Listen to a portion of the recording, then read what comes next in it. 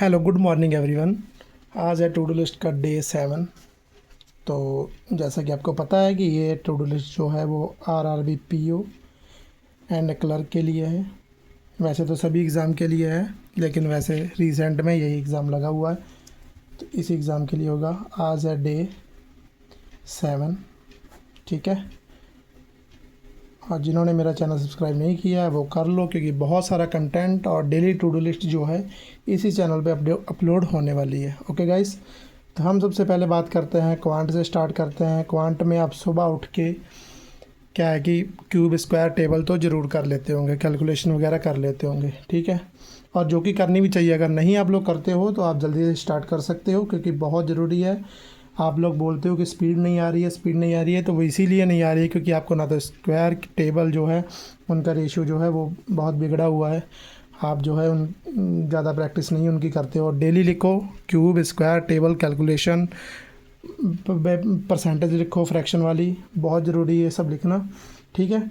चलो ठीक है, हम तो अब स्टार्ट करते हैं क्वांट से। क्वांट में आज सबसे पहले तो वायरल मैथ, जो कि सुबह आता है। सुबह 6 बजे नवनीत सर लेते हैं अड्डा 247 पे। आप सब ज़रूर लेते होंगे डेली सेशन, ठीक है। फिर हम आज बात करेंगे अर्थमेटिक के मिक्स लेक्चर, ठीक है। मिक्स लेक्चर की जिसकी आप लिंक आपको मिल जाएगी इसी के डिस्क्रिप्शन में, ठीक है। उसके बाद में हम आज करेंगे डीआई के पाई चार्ट के सेट करेंगे 5 सेट करने वाले हैं, ठीक है। नंबर 4 पे करेंगे रॉन्ग नंबर, क्योंकि जो नंबर सीरीज़ होती है ना, वो नंबर सीरीज़ बहुत इंपॉर्टेंट है। क्योंकि कोई भी एग्ज़ाम हो उसमें नंबर सीरीज़ 5 नंबर की आती ही आती है, ठीक है। तो 5 नंबर की नंबर सीरीज़ आएगी, तो इसलिए आप मिस मत करिए इसको। जितनी ज़्यादा आप प्रैक्टिस करोगे तभी wrong number series, missing number series तभी बनेगी। तो आज हम करते हैं 20 क्वेश्चन और एक सेक्शनल मॉक होगा। एक सेक्शनल मॉक लगाइए। किसका? एक सेक्शनल मॉक आप लगाओगे आज आरआरबी पीओ का, ठीक है। क्योंकि मॉक लगाने से क्या होता है, अगर आपको अर्थमेटिक नहीं भी आती है, अभी यहाँ में डीआई में कमी है, यहाँ आपको रॉन्ग नंबर या स्पीड मैथ में कमी आ रही है, तो आप एक मॉक लगाओगे तो उसमें 10-40 क्वेश्चन होते हैं। तो 40 क्वेश्चन में आपको अर्थमेटिक भी सॉल्व करोगे, डीआई भी सॉल्व करोगे, और जो है रॉन्ग नंबर स्पीड मैथ भी सॉल्व करोगे, और जिससे बहुत सारी प्रैक्टिस अच्छी हो जाएगी और डेली लगाने से बहुत ज़्यादा आपको फ़ायदा मिलने वाला है। अब बात करते हैं हम रीजनिंग की। तो रीजनिंग में जो कहते हैं कि सब पजल नहीं बनती है भैया, पजल नहीं बनती है, तो पजल ऐसे नहीं बनेगी, पजल बनेगी प्रैक्टिस से। तो पजल के लिए आपको बहुत सारी प्रैक्टिस करनी ही होगी। तो पुनीत सर डेली लेके आते हैं। मैं तो यही कहता हूँ कि पजल का जो है वो पुनीत सर का लेक्चर देख लो। पुनीत सर के लेक्चर के लिंक भी मैं दे दूँगा, ठीक है। और साथ में आपके पास कोई पीडीएफ पड़ा हो, पीडीएफ हो या बुक हो, उससे भी आप पजल लगाओ। चाहे आपने पहले पजल वो सॉल्व करी हो, लेकिन फिर भी लगाओ, टाइम के साथ लगाओ।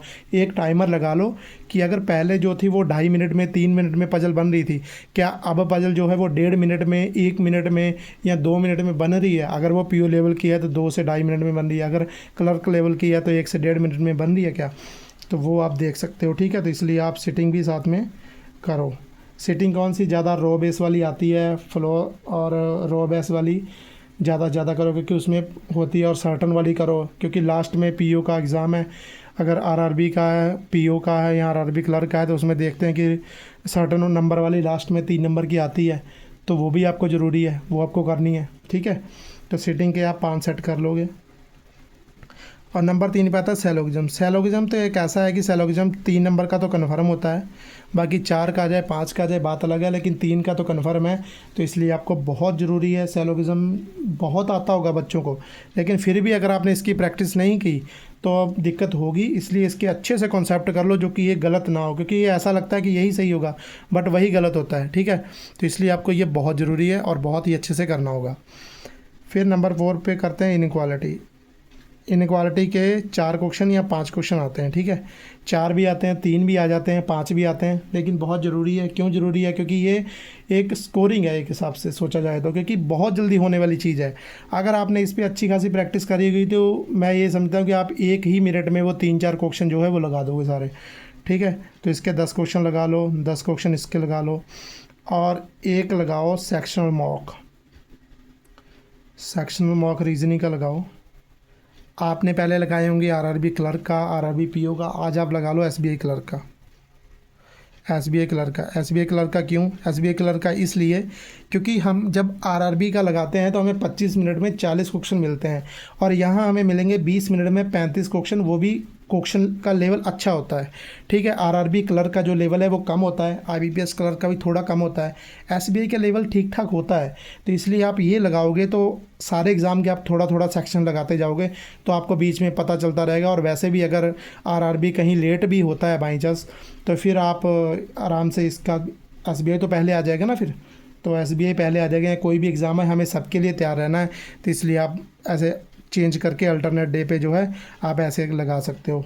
ठीक है, तो ये होप्स हो कि बहुत ज़्यादा हेल्पफुल होगा। इसके बाद में हम बात करते हैं इंग्लिश की। इंग्लिश में क्या करना है? इंग्लिश में सबसे जो बड़ी प्रॉब्लम है वो है वोकैब वगैरह की, रीडिंग की। ठीक है, तो सबसे पहले तो एडिटोरियल तो आप सब करते ही हो। ठीक है, एडिटोरियल आपको मन से करना। दूसरा ये है कि सुपर मॉक बाय अनुभव सर। ठीक है, अनुभव सर जो है अड्डा 247 पे पढ़ाते हैं। ठीक है, यूट्यूब चैनल पे 11 बजे जो है लाइव सर का सेशन होता है। बाकी आप रिकॉर्डेड दे सकते हो, इसकी भी मैं एक लिंक में आपको दे दूंगा। ठीक है, लिंक आपको मिल जाएगी।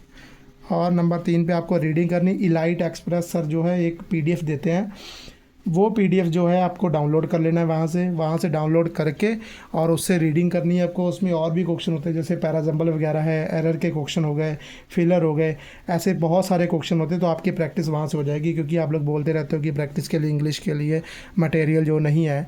ठीक है, तो आप वो जो वहाँ से आप कर सकते हो। ठीक है, और वो कैब तो आपको रिवाइज़ करनी है। ओके, अब बात करते हैं करंट अफेयर्स और जनरल अवेयरनेस की, जैसे बैंकिंग अवेयरनेस की। ठीक है, जीए की। तो करंट अफेयर्स का तो सीधा फंदा है कि आपको डेली जो है वो करंट जो लेक्चर होता है, सर डेली लेक्चर करवाते हैं, वो आपको लेक्चर करना है। ठीक है, वो लेक्चर आपको डेली करना है,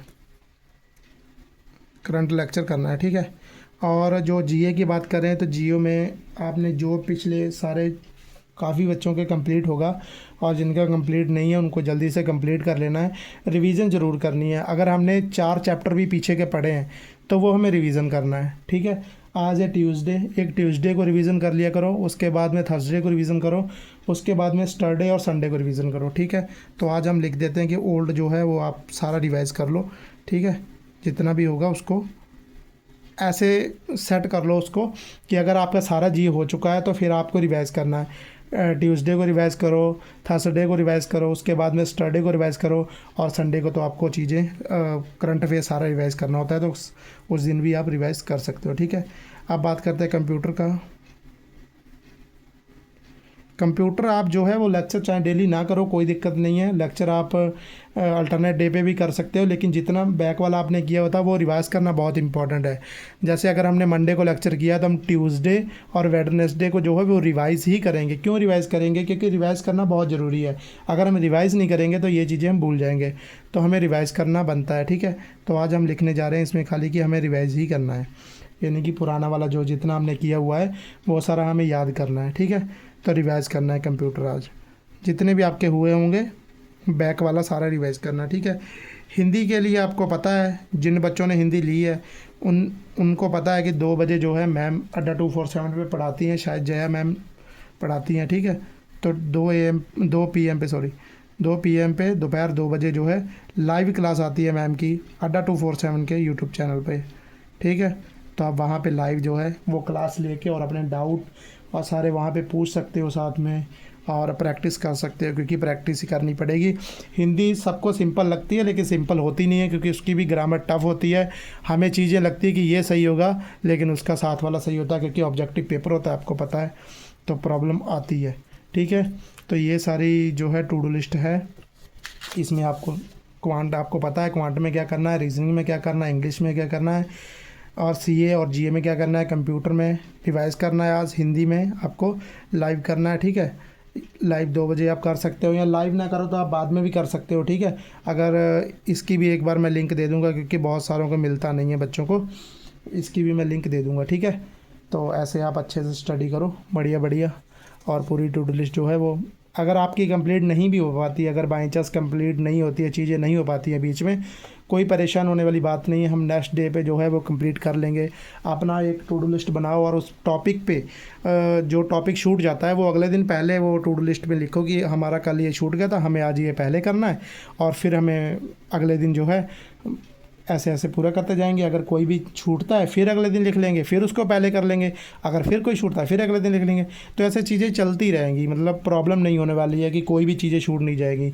और अगर आप इसी को जैसे फॉलो कर रहे हो मान लो, और आपका सेक्शनल कहीं छूट रहा है, मान लो इनक्वालिटी आपकी आज छूट रही है, तो आपने इनक्वालिटी कल अगर सुबह नहीं लिखी है, छोड़ दी है, तो फिर पता चले कल इनक्वालिटी आई नहीं, तो फिर तो 5 दिन पड़ेगा तो इनक्वालिटी वही है। अगर 3 क्वेश्चन है तो आपको 2-3 मिनट उसी में लगे जा रहे हैं। तो इसलिए ऐसा नहीं करना है। आपको जो चीज़ आज इस टू डू लिस्ट में नहीं कंप्लीट हो रही है वो कल को करनी है। मैं नहीं कहता कि यही to do list same follow करो, मैं सिर्फ बनाता इसलिए हूँ कि कुछ मतलब कि जिनको नहीं पता होता, बहुत सारे जो हैं बच्चे उन्हें पता होता है, लेकिन बहुत सारे जो दिक्कत होती है उन्हें कि हाँ कैसे टू डू लिस्ट करें, मैनेज नहीं हो रहा है, तो ऐसे वो मैनेज कर सकते हैं आराम से, ठीक है। इसीलिए वीडियो बनाते हैं। तो ये मैनेज आप कर सकते हो ऐसे, इसके हिसाब से अपनी एक टू डू लिस्ट बना सकते हो। क्योंकि मुझे नहीं पता कि किसका सिलेबस कितना कंप्लीट है, तो सबके हिसाब से तो मैं नहीं चल सकता ना। तो इसलिए अगर बहुत ज़्यादा रिक्वायरमेंट आएगी तो मैं एक सिलेबस टू डू लिस्ट भी बना दूंगा कि कैसे आपको सिलेबस कंप्लीट करना है और कैसे डेली लेके चलना है। लेकिन वो अलग बात है, फ़िलहाल ये सभी के लिए है, तो इसलिए आपको ज़रूर इसको फॉलो करना है। सभी के वन शॉट, अगर किसी की 2-4 दिन 5 दिन वीडियो जो है, मतलब वीडियो जो 2-4-5 दिन अगर स्टडी नहीं हो पाती है, तो वीडियो बहुत सारे पड़े होते हैं वन शॉट वाले वीडियो पड़े होते हैं। अगर आपको मान लो सैलोगिज्म में दिक्कत प्रॉब्लम आ रही है, आपने 4-5 दिन किसी वजह से सॉल्व नहीं कर पाए सैलोगिज्म, तो आप एक यूट्यूब पे सीधा जाओ और वहाँ पे सीधा लिखो सैलोगिज्म वन शॉट वीडियो, तो आपको वन शॉट वीडियो वहाँ पे पूरी मिल जाएगी। आपको वन शॉट वीडियो मिल जाएगा, आप वहाँ पे वन शॉट वीडियो देख लोगे। वो 1.5-2 घंटे का वीडियो होता है, उसमें आपके फिर से सारे कॉन्सेप्ट जो है आ जाएंगे। और अगर आपने पहले मन से कॉन्सेप्ट किए होंगे तो फिर कोई दिक्कत नहीं होने वाली, क्योंकि फिर आपको तुरंत याद आ जाएगा, सारा रिवाइज़ हो जाएगा अपने आप, और उसके बाद में फिर से आप आराम से अपना कर सकते हो।